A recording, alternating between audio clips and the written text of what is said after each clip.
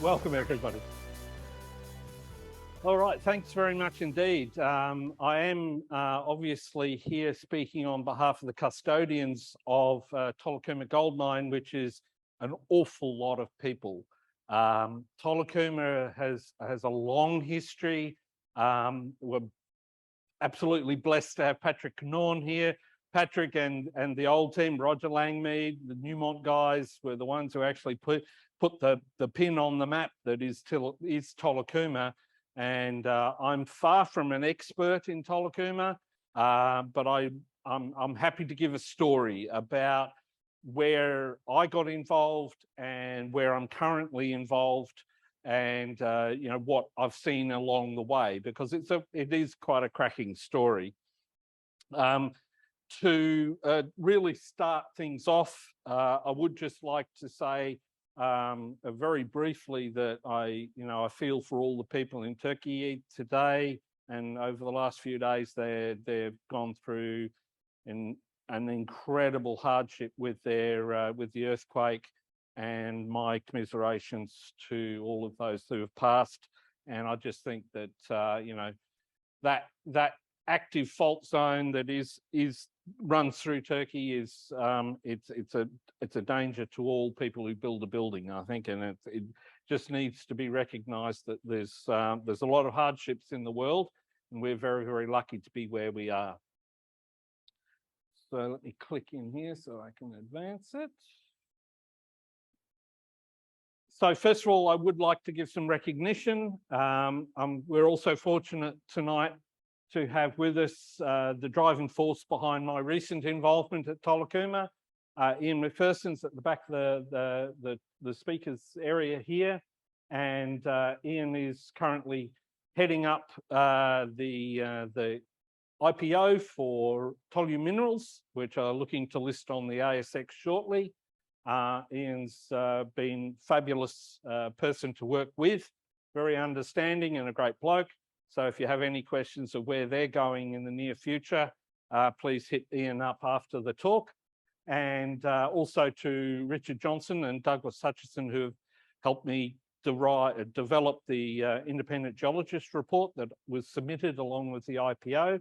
And of course, all the guys at AMC, including Alex, who's here tonight, Marie, who's not, who I'll talk to later, and Brett, who was supposed to come, who's not here also. But those guys, without them, I couldn't be giving you this talk tonight. So thank you to those guys. Where are we? Well, good old PNG. We're sitting actually quite rarely on the southern side of the peak of the Central Highlands, the Tolukuma project. And just for reference, the Mount Penk project is also part of the IPO for Tolu Minerals. A little bit more detail, looking at the topography. This is a place where you need to be a goat. That certainly helps because it's extremely steep, and we'll see a little bit more of how steep it is and how difficult the terrain is in a little while. The central mining lease is outlined in that little blob right in the middle, and the surrounding exploration licenses are either granted or under application to Tolu Minerals. We're in the beast. You know, this is a place where big monsters are found. You know, we've got people here who have found most of them, Mike Erseg with Wafi and Golpu. You know, there's lots of people involved through history on a lot of these projects, and many of them are here in the room tonight. So thank you for your contribution to providing the wealth at PNG. And we certainly hope that there's more found. It's a fabulously wealthy country in terms of its mineral resources. They're just hard to find and hard to get out of the ground economically because of the countryside. Okay, so here we have the history of Tolukuma, and as you can see, it's got a bit of age to it. So back in 85 was when Newmont first picked up the ground, and with the resulting discovery by Patrick and Roger and others of Tolukuma in 1986, and I'm sure Patrick would be able to give more information about exactly how it was found, but I imagine it was ridge and spur and drainage sampling that led them to it, because the veins were outcropping right over the middle of the ridge, and I'm sure it would have been it's a logical process of a fairly typical sampling of these tropical terrains. They managed to get some drill rigs in by helicopter in '87, and then, of course, it progressed through various sale processes into various companies, and it was really only up until 1995 when the first gold was poured following the development of open pits of the Tolukuma vein, and then later into the Tolimi and other veins. So, from 95 through until 2018, Tolukuma gold mine was operating pretty much continuously, although you'll see in a minute that the production profile was pretty good right at the beginning, and was pretty bad right at the end. So the latest involvement that I came in with was in round about 2015, when it was, no, just before 2015, in 2013, I was involved through a consulting group looking at Tolukuma for Petromin. And so I saw the mine in operation. I went underground. I spoke to all the mine geos and the mill operations group. And, it was still going, although sporadically, because it was helicopter supported. So every single litre of diesel for all of the underground vehicles was flown in by helicopter. And so the costs associated with that were approximately 40% of the total operating budget.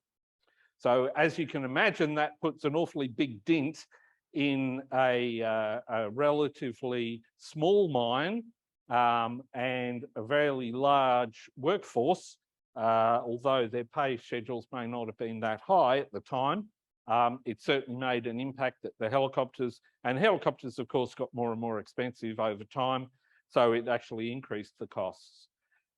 Then I was further involved when Silicona took over, which was a small private funded equity group out of Singapore, and we were assisting them with concepts for mining and for statutory requirements for them. They were put into liquidation in 2018 following a failure to develop the mine. And in 2022, Tolukuma, the gold mine lease, was awarded to Lowell Mining, which is now soon to be listed Tolu Minerals. So this is the profile of production from the mine.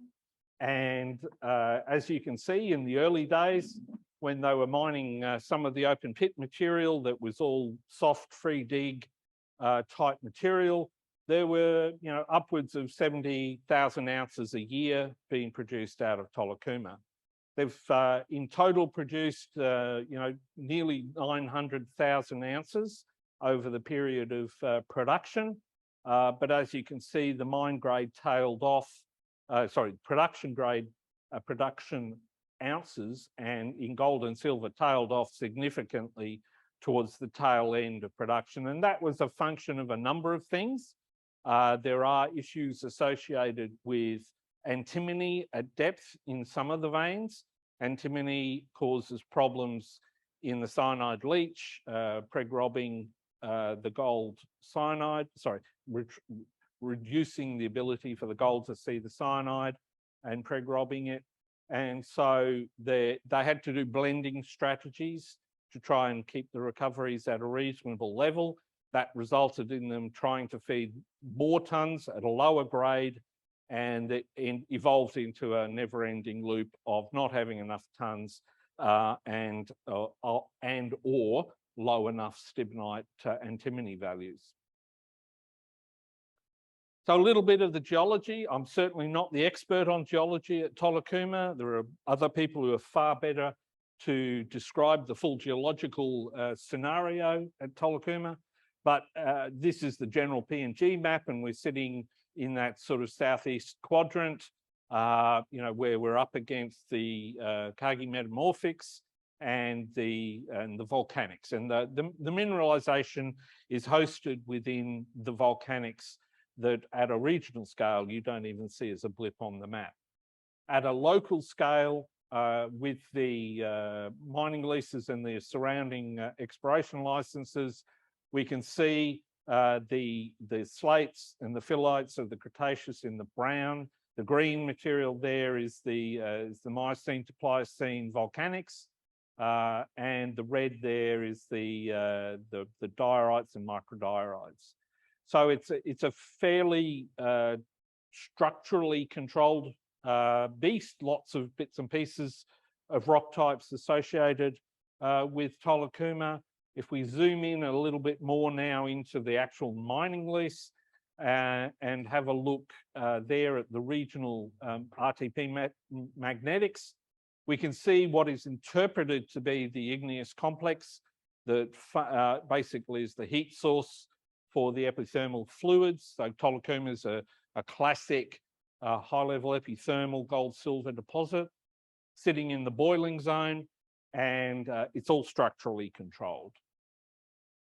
There's the mining lease geology, and we start to see there, and what's the critical thing to see is the nature of the red strips that are the veins, the recognised veins that were mined underground at Tolukuma. And we can see that traditional pattern associated with Riedel shear arrays, those classic directions in a sinistral system. So big faults, big translocations of rock, opening up the fluid pathways that were derived from the volcanic centre, bringing the gold and silver into the system. I'll just try now to give you a bit of a visual overview of Tolukuma. This was from the helicopter when I visited site in 2013, and we'll just give it a crack, and I'll try and zoom around a little bit, stopping and starting in certain places just to show you where we are. So we're flying in northwards from Port Moresby. I don't know whether I can turn the sound down because we don't need the sound.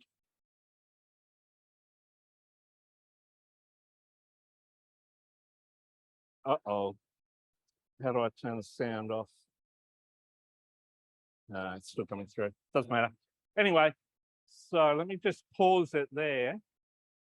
So pausing it there, we can see, looking northwards, all of the open pits, or not all of them, most of the open pits associated with Tolukuma. So if we focus here, this is the original Tolukuma vein sitting at the high part of the ridge.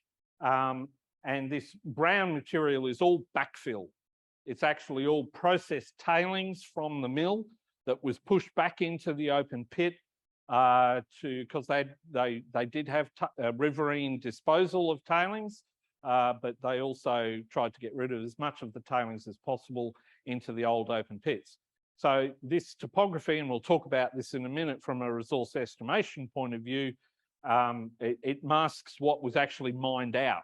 So the pre-mining surface is a little bit in doubt in places. So this is the main Tolukuma vein, and then we hit down into the valley, and we basically hit that Riedel position, and the mineralisation trends now more to the southeast. And this is the Tolini and Gulbadi trend along here. And then we get further down and into this corner, and this is the pit associated with the surface expression of the Fundut vein, which is another vein I'll talk about later. So as you can see, it's quite mountainous. It's quite tricky country to put things into. That little white dot sitting up there is about the only piece of flat land they haven't utilised already for putting tailings on or other things. And that's actually the core yard. That was the only thing that was sacrosanct to not disturb at the time anyway. So we'll just zoom down a little bit further and come down around the eastern side of the ridge as the helicopter comes down the valley. And just zoom a little bit more down through the ridge.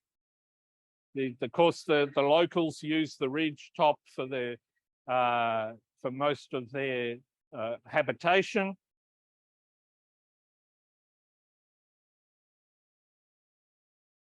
Coming down around, we're beginning to see now the mine infrastructure on the Tolukuma ridge, on the upper ridge there. Oh, I didn't mean to do that. Damn it.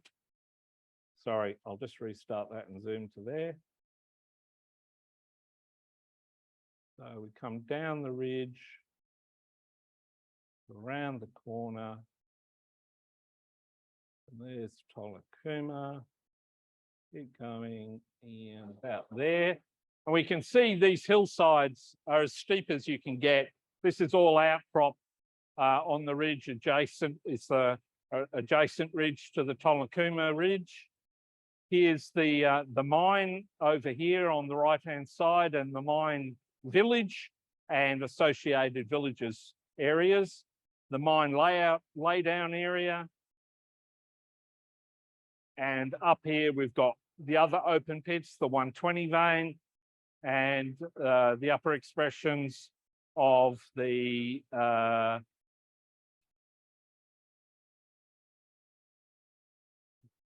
names escape me for a minute. I'll come back to that. But we can see, again, coming in now to the main mine area. Here's the mine workshops on the left-hand side, the mill.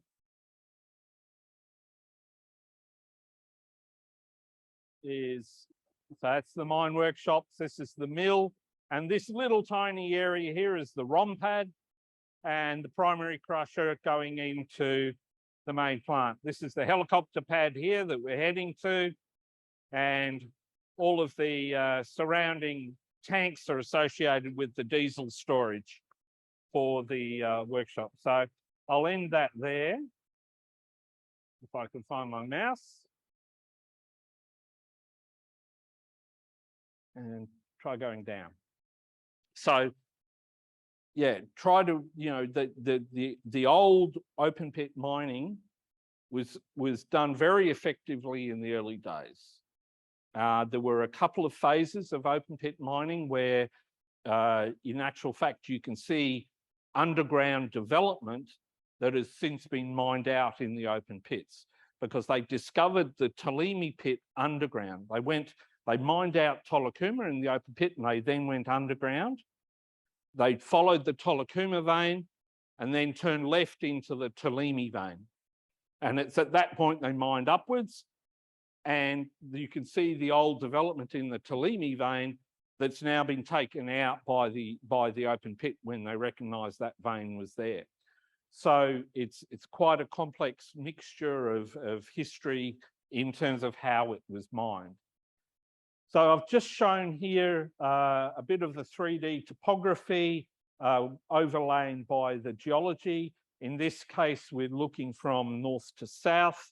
The red zone there is the main host of the mineralisation, the andesites and dacites of the volcanics, and the green on the right is the Kagi metasediments that form the basement to the volcanics.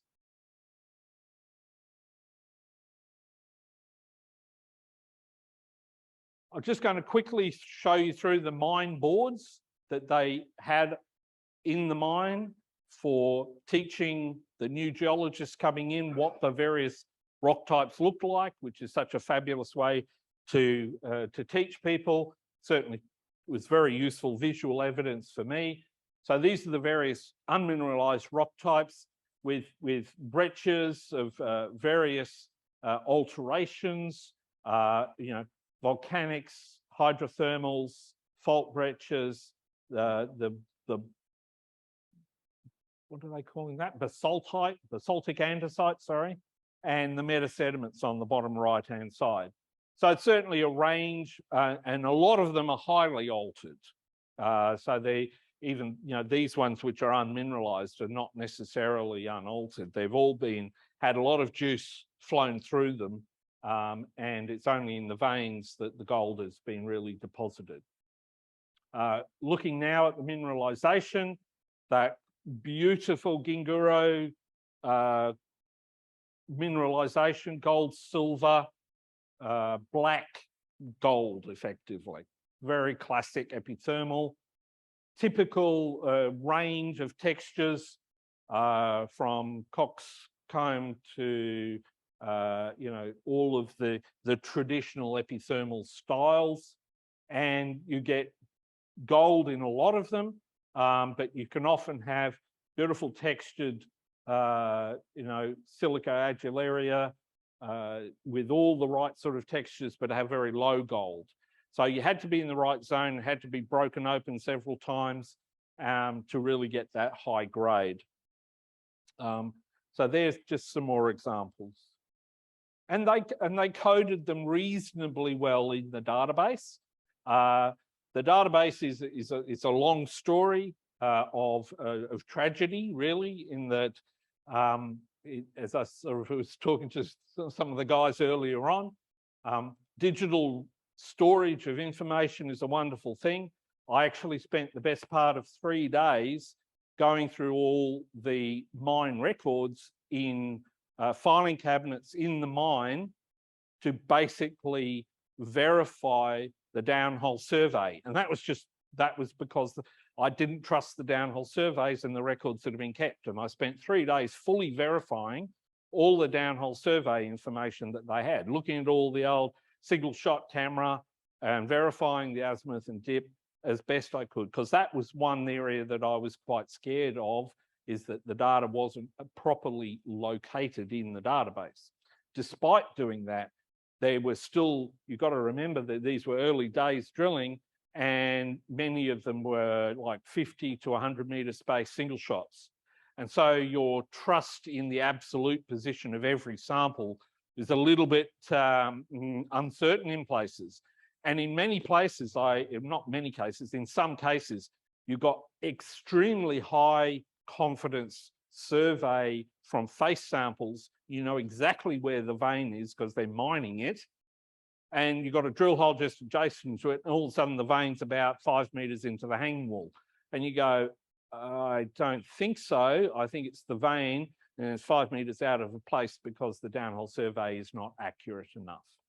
So I had to take all of these things into consideration when I was doing the mineral resource estimate.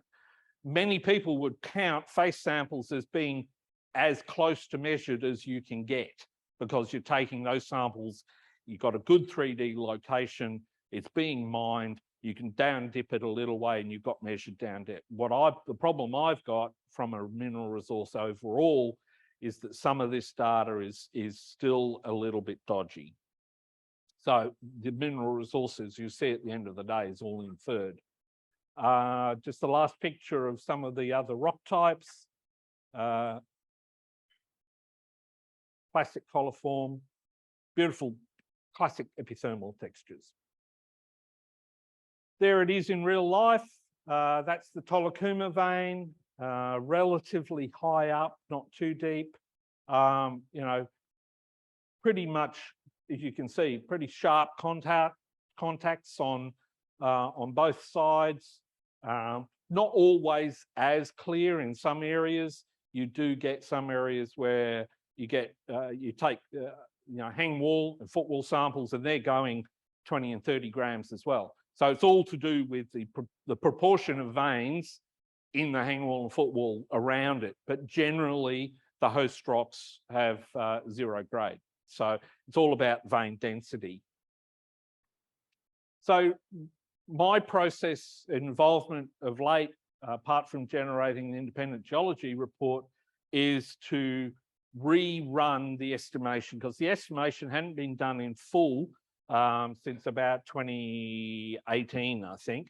So we went back in because what I wanted to do was take all of that information that was available and look at it with a fresh set of eyes, rather than just saying only estimate the veins. I wanted to go back and bring all the data in, make sure that we captured all the veins and all the intercepts that were relevant to bring them into a new resource. And they're the bits and pieces that we'll very briefly touch on in each one. So just on the topography, one of the classic things that we talk about is, you need to know where you are on the topography so that you can make sure your collars are correct, that your pre-mine surface is correct, et cetera, et cetera.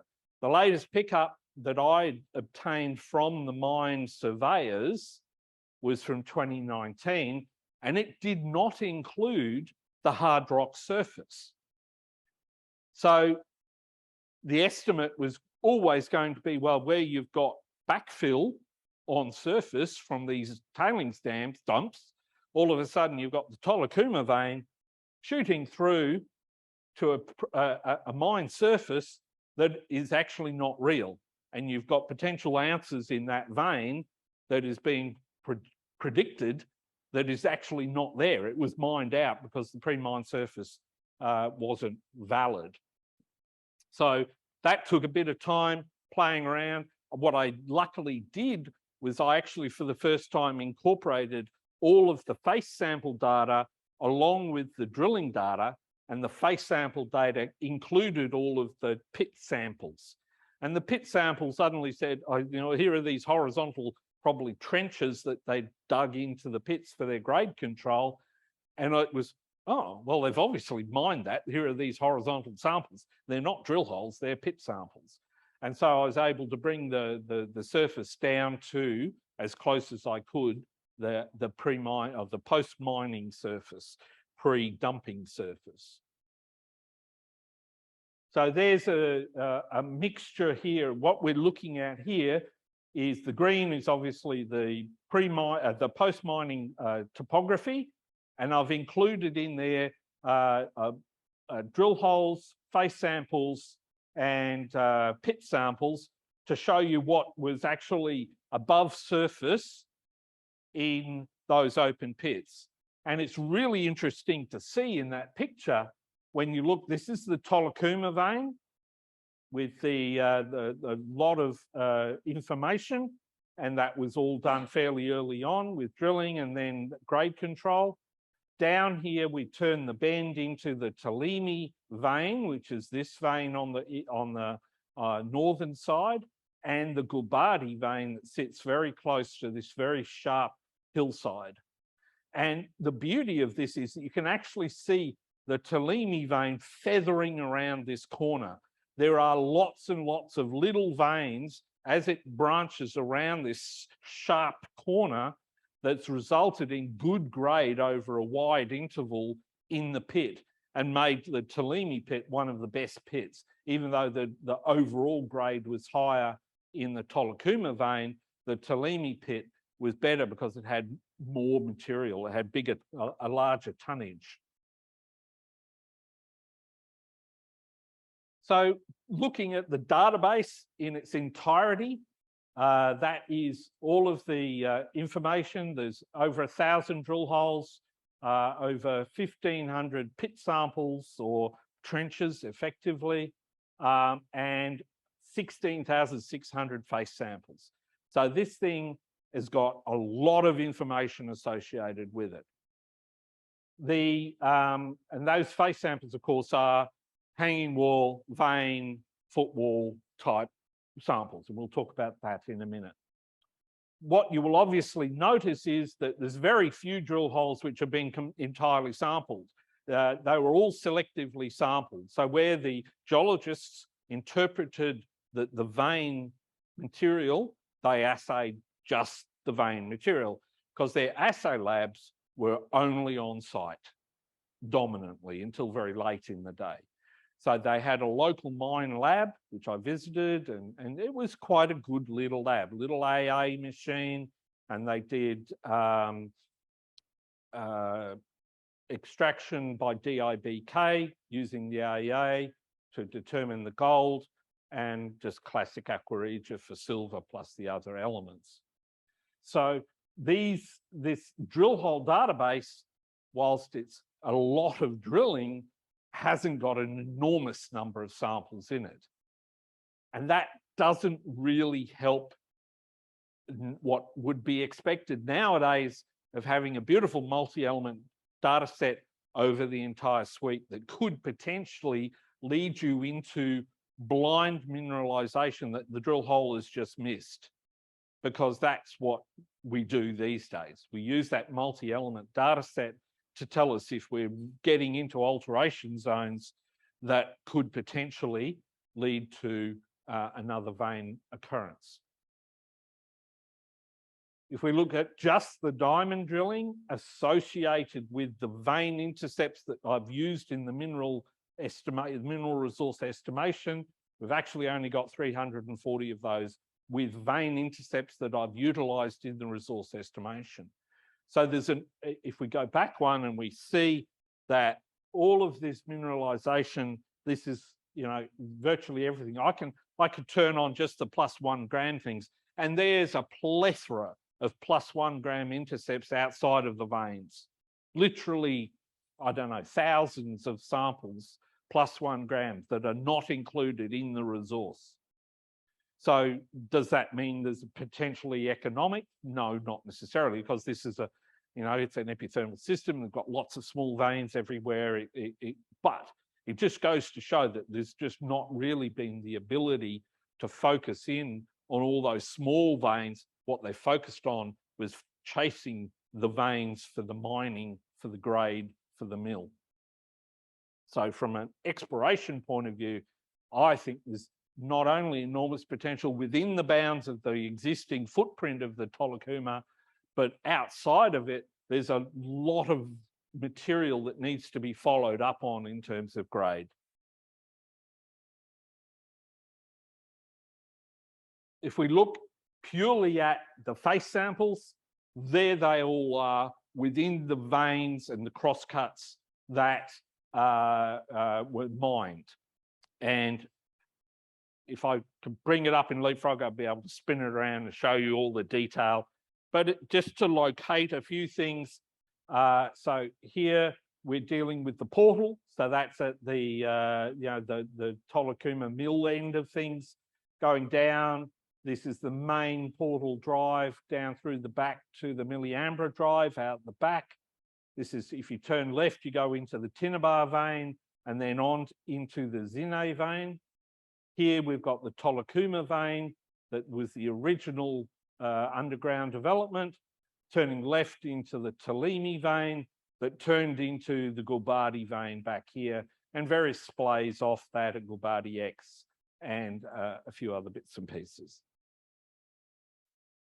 Here are the face sampling records that were kept, beautiful hard copies, lovely film sheets, beautiful handwritten logs of how they would, you know, where they were using chainage from known survey marks, classic hard copy, take a you know, a mug shot of the face, take your samples, where were they from, what are the grades, beautiful system because it's all in hard copy. I love it. I mean, from an auditing point of view, this is good. Digital is bad because digital, you can never trace the authenticity unless you've got a fully established system that is, you know, controlled by database administrators and things like that. Just to give you an idea of the amount of development. So here, mine portal, here the Milliambra drive. We've got, you know, 1.7 kilometers of strike extent within development. If we look here at the long section, we've got, you know, 350 meters of vertical extent currently mined. We know that these veins, especially if we look at things like the Zine vein, that's deep under the hill. We actually have no information above that. The material, there's probably a total of about 6 drill holes drilled into this zone above the Zine vein under the mountain, because it's impossible to get onto the slopes on the side of the mountain without an awful lot of effort. And these days, we tend to make an awful lot of effort to get the drill holes in the right spots. But the old days, they just went, these miners followed their nose. They there was a long, Richard Johnson will tell you, the exploration budget for the mine was next to nothing. So they followed their nose. They just drove along the vein, where if it turned a bit, they turned the drive. If it ran out, they went, oh God, where do we go now? Because they just didn't drill ahead. They had very little money to drill ahead. And that's why, to a certain degree, Tolukuma failed, is because they didn't have the exploration budget to keep the tonnes in forecast above what the production was. If we look a little bit at some of the mining stopes that were able to be recovered as digital files, here in the green, we can see all the stope development from the Tinnabar vein. And, you know, the production drives beautifully mimic where they've taken development. The only issue is that for me as a mineral resource guy, these stopes were generated in 2013, and yet the mine didn't finish for another 2 years. So where did they actually stop mining? And at the end of the day, I took some reasonable assumptions about where they were mining at the time, where the development got to, and made sure that that shape, that black line that runs around the outside of the Tinnabar vein, is excluded from the mineral resource. It's not to say it may not be there, but I wanted to be sure that we weren't reporting ounces that had already been mined. This sort of bit along here is associated with where it joins onto the Zine vein, and it's effectively one vein right along this edge. This development here is actually in the Zine vein. And so I didn't want to mix the Zine vein. It's a bit of a furphy for making sure that we didn't over. And then of course, up here in the Tinnabar, they actually drove out to surface. And so I wanted to make sure the material near surface is pretty much like toothpaste. And in the Tolukuma vein and the Tolimi vein and other areas in the mine, they've got stuff where the miners collapse through into the underground workings. And so it leaks like a sieve, this place, which is a good thing in some ways because it washes all the gold down to the bottom levels that they then pick up. But that's another story. They call it old gold. They mined old gold. And they used to drive along with a bogger along the floor of the drive, take all the slops and throw them through the mill, and lo and behold, their ounces would go up for the week. Great system, I love it. The only problem is all the water went to the bottom of the mine, which then had to be pumped out. That's another story. Here's the Gulbadi. Again, lots of good stope development over here. This is where it butts into the Tolimi vein here. But in some of the mineral resources in the past, they've included this material above here as being in resource. And I just went, yeah, nah, too dangerous. I'll show you why in a second. If we look at this, this is the old mine long section plans that were up in the mine office that everybody talked about in the pre-production meetings. These were the long sections that were printed out from AutoCAD and showed every single stope where there were, I love this, stope through to surface, danger, danger. I mean, there's lots of stories here that says self-mining, collapsed stope, all of these things that are saying, holy dooly, don't go near that place because it'll fall on your head. But there are other areas where there's still, some in situ material that could potentially, there's probably still there for a reason. And it's mainly because this is the main access drive and they didn't want to undermine the main access drive. So the vein modeling exercise that I undertook was effectively taking all of the drilling, coding all of the veins, which it had been done partially in the early days. They'd actually coded all of the intercepts with the vein name. The only problem was that they ended up having about 50 vein names. So I simplified it right down. I took some of the vein names, which were open pit ones, and just said, oh, they're all gone. Don't worry about them, and focused on what is effectively about, I think it's 12 veins.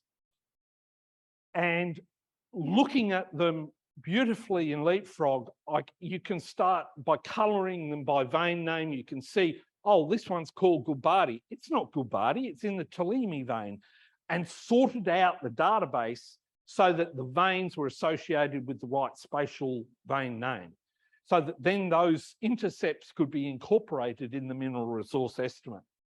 And lo and behold, during this exercise, I knew about things like Gulbadi Red and Fundut. They were already previously estimated. But all of a sudden, I found this one down here that were lined up. You could see the plus 1 grams. They went up to 10, 20 grams in places in drilling.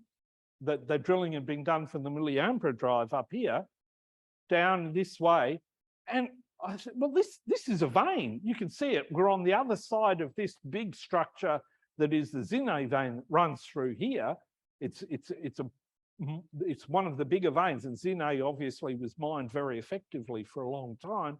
But this one poked itself out clearly, and it had maybe 7 or 8 drill holes in it that had intercepts. And I went, oh, it's clearly a vein. It's in the right trend. In actual fact, over here on this side of the Zine vein, there was a surface expression called the mystery vein. And so I thought, okay, it lines up with that. I'll call it mystery vein. Of course, it doesn't matter what I call it, but it's certainly a reasonable trend. And there's a new vein and some new ounces to add to Ian's inventory.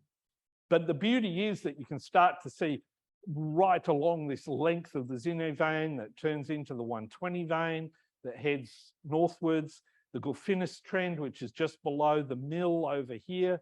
All of these things could be pulled together into a single story. If I turn off the actual estimates, there's all the samples, the face samples and the drill hole samples that informed the resource, coloured by their veins. And that's the beauty of this system, is that you can start to very interactively flag intercepts with a given vein name, so it can be incorporated into the estimation. I'm running out of time, so I'll move on. So the key one for Ian in terms of near the most likely thing that you'd go to if you were to start a mine is the Fundut vein. They actually drove into it. They put a development drive down into it, and due to geotechnical reasons at the time couldn't advance it. But it's got some cracking intercepts. I mean, sure, they're not super wide, but this vein hasn't been mined. It's only been mined at surface, but it is present at surface. And you could potentially mine more, but the problem is there's a vertical hill the other side of it. So, you could take all of that if you wish to in an underground mine, and that you're not going to have any depletion to worry about because it's not been mined previously. I'm not going to labour on the geostats. That's Alex and Brett and co, their expertise. But we went through, we developed the variograms on a 2D. So we took all the veins, laid them flat, estimated the thickness and the metal on a flat 2D surface, and then transposed it back into a 3D block model, which, the metal accumulation method as it's known, and it's a much safer way of catering for the flexures and little intricacies that you get in vein modelling otherwise. So it's a traditional technique and nothing new. So here I'll just quickly go through some of the things. This is the Tolukuma vein block model. Here we're looking at the number of samples informing each of the blocks, and the number of samples is in the index on the right-hand side. And you can see that blank area is where I've depleted it due to mining. And I've depleted it all the way to surface because it's all been mined out right at surface, or it's toothpaste and you'd never get to it from an underground development point of view because it would just collapse on you. Geotechnically, it's too uncertain. Thickness of the vein, very consistent thickness, informed by a lot of drill holes. So, you know, you can see it's very consistently in that 1 to 2 meter type thickness. Looking at the number of holes informing it. Again, this is all the geostatistical parameters associated with estimating it and how much information is informing that block. And lastly, the grade, of course, gets laid over the top of that. And, you know, obviously we're into snot down here. It's too thin. We're either above the boiling zone or something else has impacted the grade in that particular area. But there's a lot of drilling saying there's not much there. So I don't think I'll be going down dip on the Tolukuma vein because it disappears, the grade disappears. What are some of the risks associated with the mineral resource? Density, look, they really didn't do much in the way of density. It was just mined. And unfortunately, the records associated with density from the core, I couldn't find any copies of the density records, and they just used a 2.2 number. And I've just continued to use that because it's more than likely to be quite biased low. So in other words, there's upside associated with density that could be incorporated in future estimates. At the moment, we think it's a bit low because the old days they were mining clays and alterations from surface. We're generally into fresh rock material in most of the veins now, and you'd be much closer to 2.7. Reconciliation was generally not accurate enough because they didn't keep very good records of production in terms of tons mined from specific locations. So yeah, we suspect a higher density. Close space drilling is required to support greater than inferred classification because of the risk of thickness. It's generally not the grade. If the vein holds good grade, it'll probably carry good gold grade for a while, but what will vary quite quickly will be the thickness.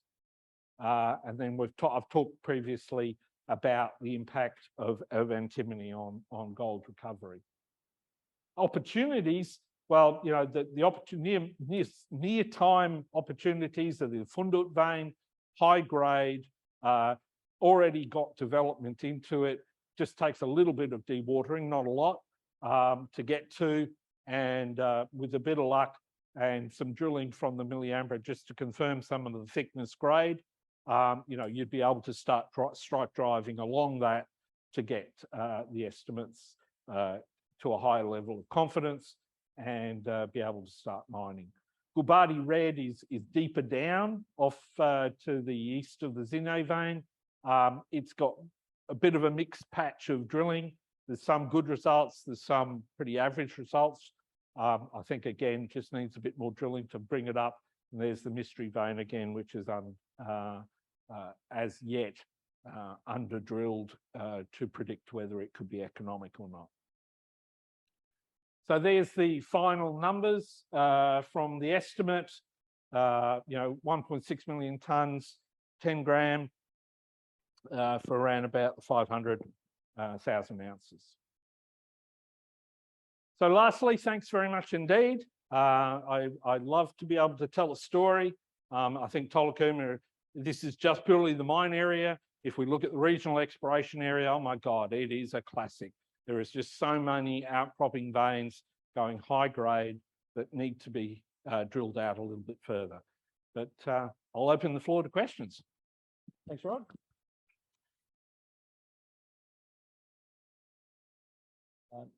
For those of you who are at home, could you please type your questions into the Q&A panel, and we'll get to them shortly.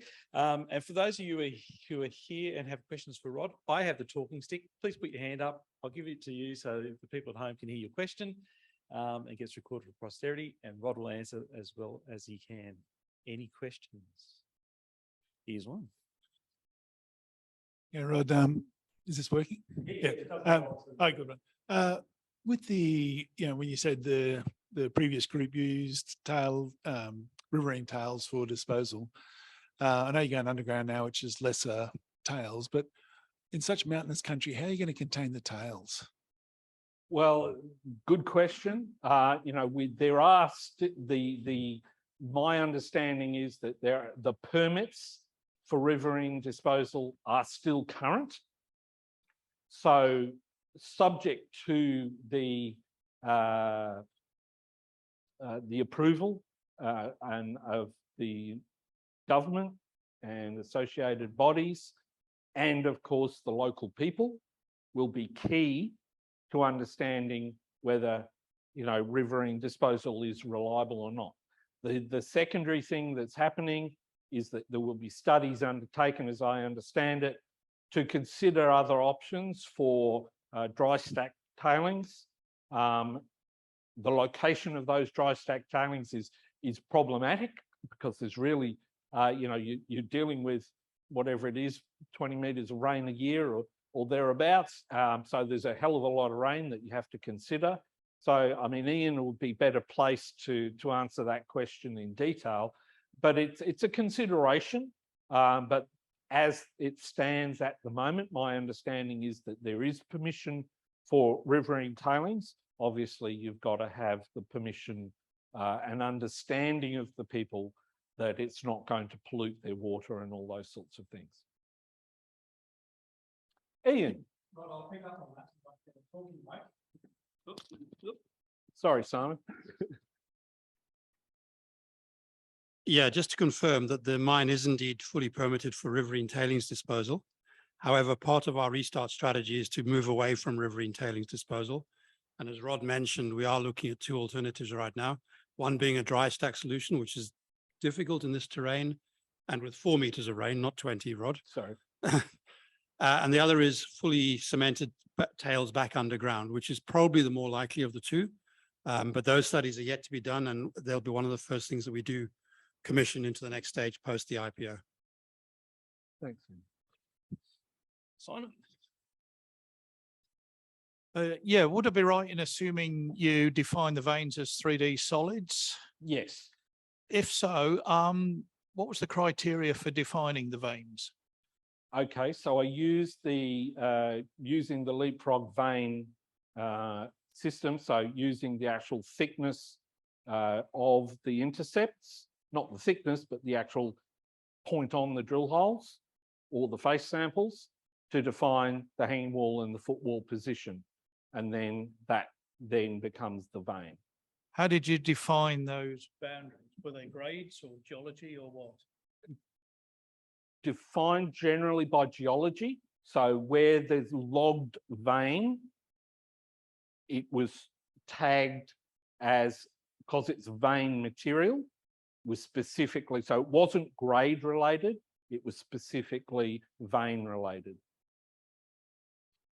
You? G'day, Rod. Good talk. I like the helicopter work. It's good. I've got 3 questions.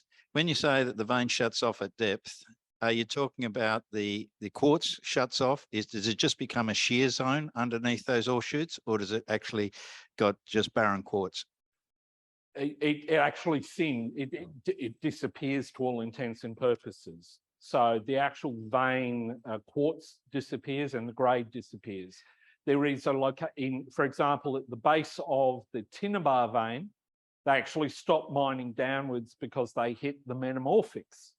Yes. Now, interestingly, I looked at that in detail and closed off the estimate below the Tinnabar, but then I realised there were drill holes about 30 metres down dip from the metamorphics that were containing vein intercepts again in the same structural position. Yeah, that gets me to the second question. How much of the vein that's mineralized is in the metamorphicus? How much in the volcanics? It's virtually all in the volcanics. Yeah. The economic portions are all in the volcanics, as far as I'm aware. Yeah. Okay. And last thing, so when you sort of say there's veins everywhere in the field, like the the bigger low sulfidation systems, they sort of extend for 3 by 2 kilometres in. Would you say that's the case here? I think the system is a bit bigger than that. We saw one of the geophysics images in terms of the interpolation of the intrusive centre, Yep. which is I think a number of volcanic edifices. So I'm again really not the right person to talk about if some of Ian's other team were here tonight. Oh, you are here, Doug. Sorry. Doug, you answer that question because he's the regional Well, man. When say for example in Goswang or other low sulfidation systems, they find the Goswang vein, but then they find veins over an area of sort of like 2 by 3 kilometres, which will become productive over, and the distances between those veins are sort of like up to 600 metres to like a kilometre. Is that what you think might happen here? Because everything's concentrated in one little area at the moment.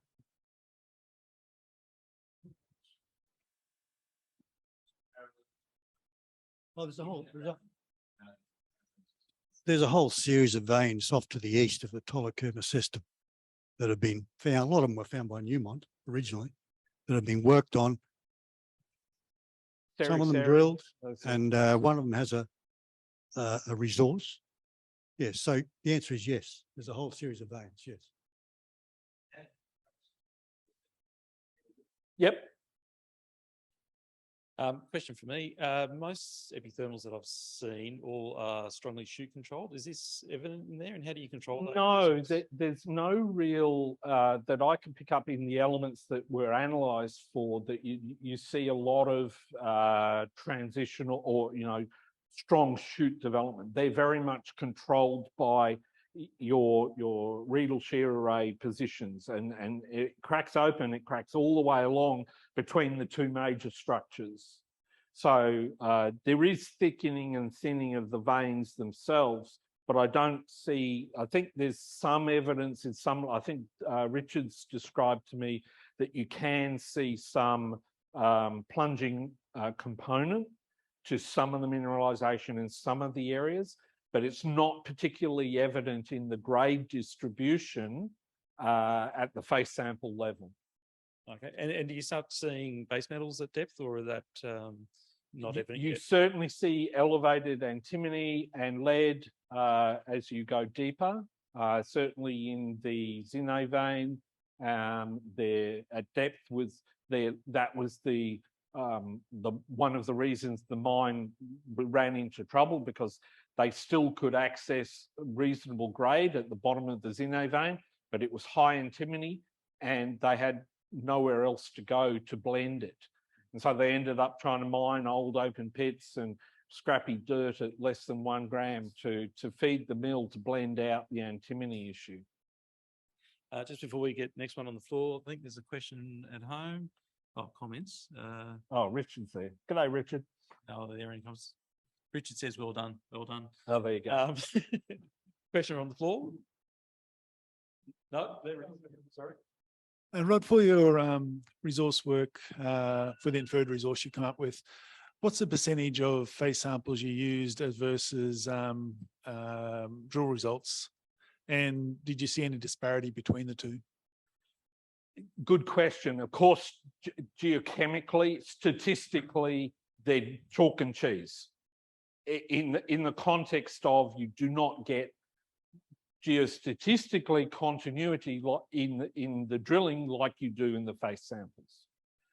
But you've got to remember that probably 95% of the face samples, the results of the face sampling or the impacts of the face sampling have been depleted.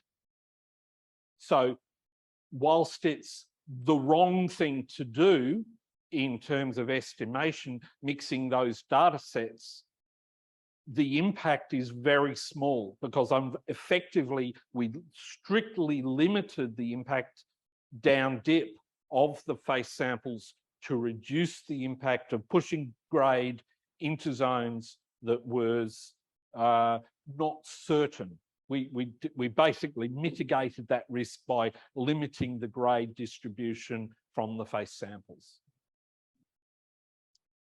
Thank you, Rod. Any more questions or Oh, one over here. It's Oh, always at God. the other end of the I'm the room. wrong person, Doug. Come on, you know that. Rod, has there ever been any attempt made to estimate how far below the original paleo surface the top of the original veins were? Short know? answer, to my knowledge, is no, although it could have been done in early days, early Newmont days, I would imagine. I think the mine was far too focused on feeding the mill, and the technical excellence of that sort of work probably was never done. I think it's something that could be done relatively quickly and easily now. And, you know, with the right multi-element data set, it wouldn't be too big a struggle, although knowing Papua New Guinea as we do, you know, the level of degradation of the landscape is pretty quick. So we're probably not, you know, we're not close to surface, I wouldn't think. Yeah, okay. Semi-academic question, but thanks, Rod. No worries. Thanks, Dave. On that note, last opportunity to thank Rod for his fantastic talk. And we'll see you here sometime. Keep an eye on your emails. We'll send out a list of what's happening when we get round to organising what's happening. Thanks Thanks all. everybody Bye. online for listening.